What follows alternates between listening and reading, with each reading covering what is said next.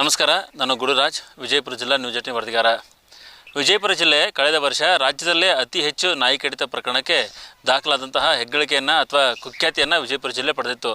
ಆದರೆ ಈ ಬಾರಿ ಆ ಅಂಶ ಕಡಿಮೆ ಆಗುತ್ತೆ ಅನ್ನೋ ಲಕ್ಷಣಗಳು ಯಾವುದೂ ಕಾಣಿಸ್ತಾ ಇಲ್ಲ. ಯಾಕಂದರೆ ಜನವರಿಯಿಂದ ಮೇವರೆಗೆ ಮತ್ತೆ 14,000 ಪ್ರಕರಣಗಳು ವಿಜಯಪುರ ಜಿಲ್ಲೆಯಲ್ಲಿ ನಡೆದಿರುತ್ತದೆ. ಹಾಗಾಗಿ ಜನರಿಗೆ ಒಂದು ಆತಂಕ ಇರುವಂಥದ್ದು, ಈ ಪ್ರಮಾಣ ಕಡಿಮೆ ಆಗುತ್ತೋ ಅಥವಾ ಪ್ರತಿ ವರ್ಷ ಏರಿಕೆ ಆಗುತ್ತೆ ಅಂಥೇಳಿ.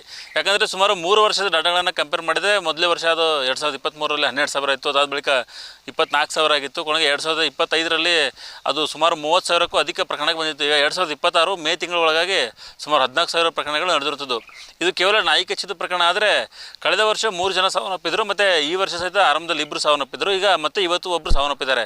ಸೊ ಒಟ್ಟಾರೆ ಈ ಒಂದು 2-3 ವರ್ಷದ ಅವಧಿಯಲ್ಲಿ ನಾಯಿ ಕಡಿತ ಪ್ರಕರಣಕ್ಕೆ ಸುಮಾರು 6 ಜನ ವಿಜಯಪುರ ಜಿಲ್ಲೆಯಲ್ಲಿ ಸಾವನ್ನಪ್ಪಿರುತ್ತದೆ. ಹಾಗಾಗಿ ಜಿಲ್ಲಾಡಳಿತ ಇನ್ನಾದರೂ ಈ ಪ್ರಕರಣವನ್ನು ಗಂಭೀರವಾಗಿ ಭಾಳಷ್ಟು ಪರಿಗಣಿಸಬೇಕಾಗಿರುತ್ತದೆ.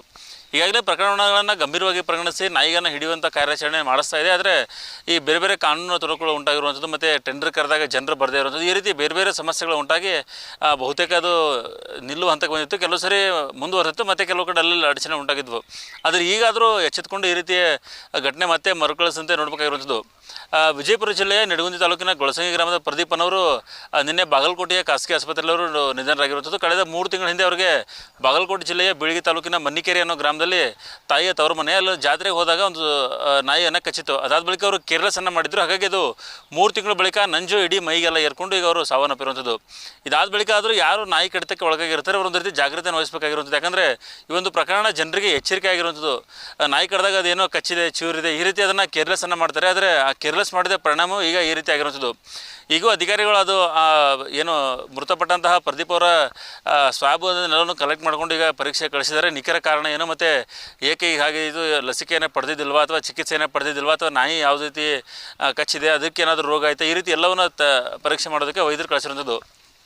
ಆದರೆ 3 ತಿಂಗಳವರೆಗೂ ಅವರು ಸಹಿತ ನಿರ್ಲಕ್ಷ್ಯ ಮಾಡಿ ಬಿಟ್ಟಿರೋದೇ ಈ ಒಂದು ಘಟನೆಗೆ ಕಾರಣ ಅಂತ ಹೇಳ್ಬೋದು. ಹಾಗಾಗಿ ಅವ್ರ ಕುಟುಂಬಸ್ಥರು ಸಹಿತ ನಮ್ಮ ಜೊತೆ ಮಾತಾಡುವಾಗ ಮನವಿಯನ್ನು ಮಾಡ್ತಾಯಿದ್ರು, ಜನರು ಸಹಿತ ಈ ರೀತಿ ಜಾಗೃತಿಯನ್ನು ವಹಿಸಬೇಕು. ಯಾಕಂತಂದರೆ ಈ ರೀತಿ ನಾಯಿ ಕಚ್ಚಿದೆ ಅಥವಾ ಚಿವರಿದೆ ಅಂತ ಹೇಳೋದನ್ನು ಅಷ್ಟೇ ಕೇರ್ಲೆಸ್ ಆಗಿ ಬಿಟ್ಟರೆ ಈ ರೀತಿಯ ಪ್ರಕರಣಗಳು ಗಂಭೀರ ಸ್ವರೂಪ ಪಡಿತಾವೆ ಅಂಥೇಳಿ ಅವರಿಗೆ 3 ತಿಂಗಳ ನಾಯಿ ಕಚ್ಚಿದ್ರು ಸಹಿತ ಅವ್ರ ಕುಟುಂಬಸ್ಥರಿಗೆ ಹೇಳಿದ್ದಿಲ್ಲ.